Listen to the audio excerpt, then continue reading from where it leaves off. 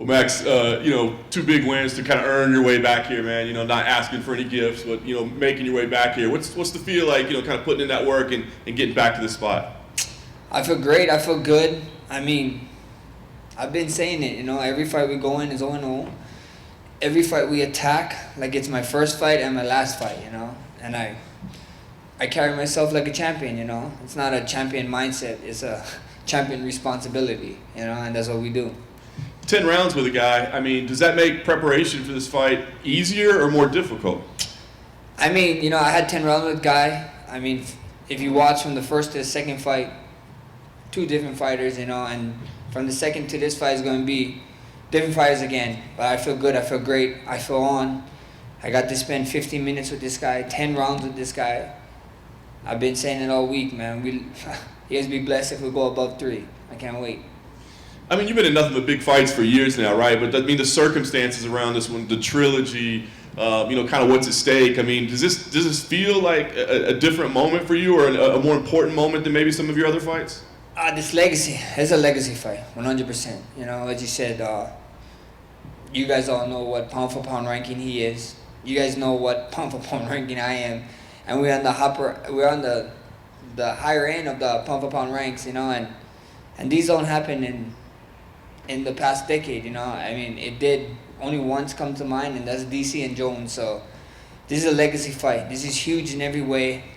To be honest, I really, people calling us the main event of this card, and that's saying a lot. That's saying a lot about this fight, so that's what it is. Does this have to be a finish? Given how close the other fights were and how the judges kind of broke your heart a little bit, do you feel like I gotta finish this fight? We see what happens, at the end of the day, it is what it was. You don't cry over spilt milk, like you said. The first 2 fights, even the second fight, Dana White said what he said. About half of the UFC roster said what they said. So at the end of the day, I wasn't trying to add no fuel to the fire. You let it go, you move on, and we did what we did. We're here now. Nice. Last thing for me, I know you got to focus on Saturday night and getting that win, but where does this rivalry go? Do we go 4? Do we go 5? What has to do to put an end to this? We see what happens, First things first is getting the job done on Saturday. My name ain't Dana White, as you know. It ain't Sean Shelby, McMahon, Hunter Campbell. I don't meet with these guys on Tuesdays, so that's their job. I'm no matchmaker. I'm a fighter. Whatever they want to do, we want to do. There's a lot of history in a weight class above me that I have, and I got a history with the guy who I consider stood the champ there. I'm a short list for Conor, and there's a bunch of dream matchups that fans want to see at 55 for me. So we'll see what happens. But first thing first, Alex got my full attention, and I can't wait to go out there and show the world why I'm one of the best to ever do this and to ever be in this game. Max, back here to your left. There's been a lot of talk about fire. Like Khabib Nurmagomedov saying he thinks Volkanovski has more fire than you heading into that. Yeah. What do you think he means by that? Because you seem pretty fired up right now, and you've certainly shown a lot of fire in your last 2 performances. What I think Khabib means, I think Alex should be happy. He got a fan watching his cooking shows. That's probably the fire he's talking about, So at the end of the day, I'm playing video games, so I guess you can't really see the fire. I scream when my guys and my teammates screw up, or when I screw up, and that's pretty fire to me. But Khabib actually probably sees literally fire on the grill that Alex is using to cook, so that's probably where it got from.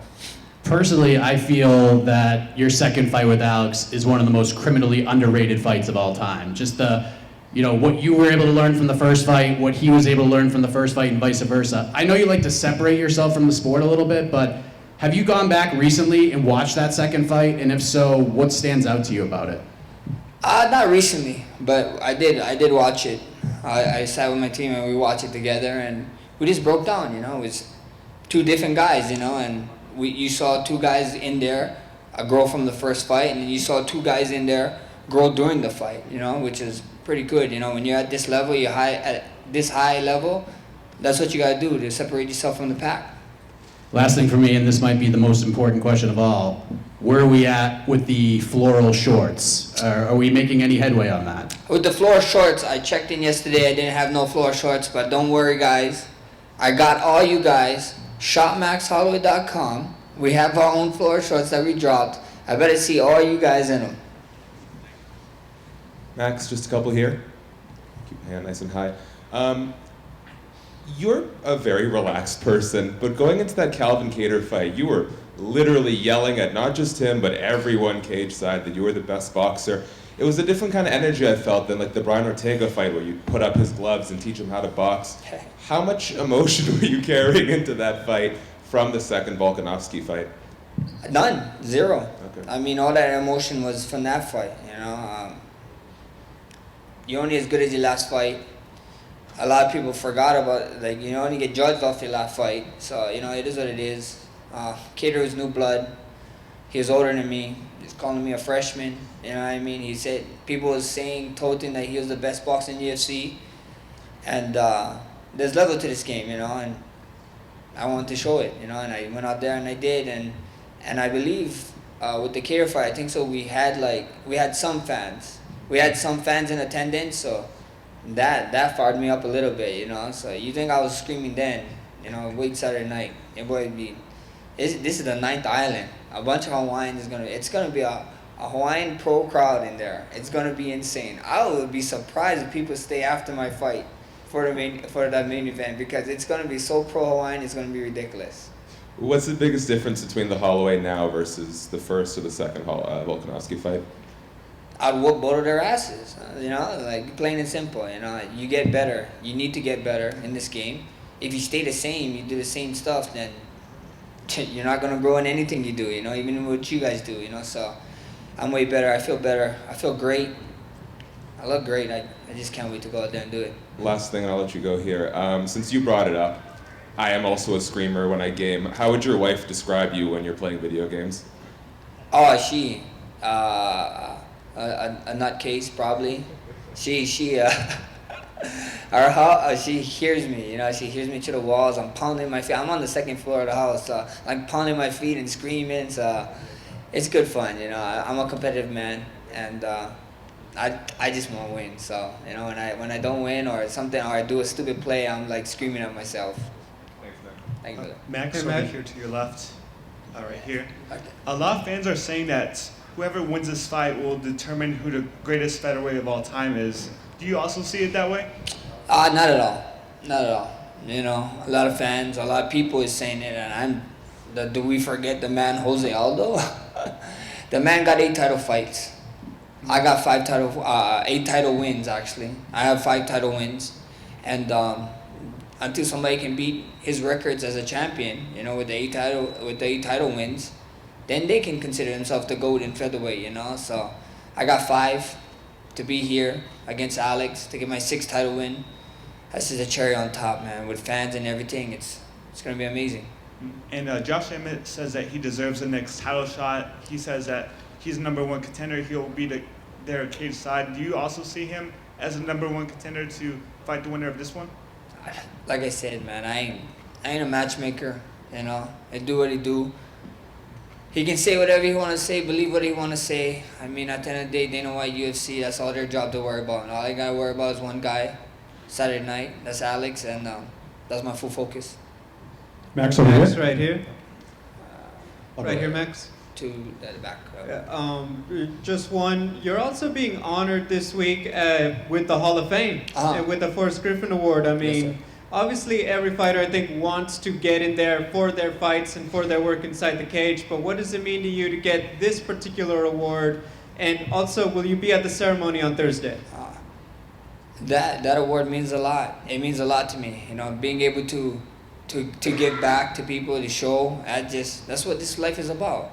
You know what I mean? Like, especially during the pandemic, it was insane, and seeing people go through tough times, meeting the kids at St. Jude's, giving back to the Hawaii Food Bank, all these things, all my partnerships with everyone. That's what life is about, if you can give back and inspire people, and I'm in a position to be able to give back and inspire, so why not do it, because you never know who you can touch in that day. And I won't be there this Thursday.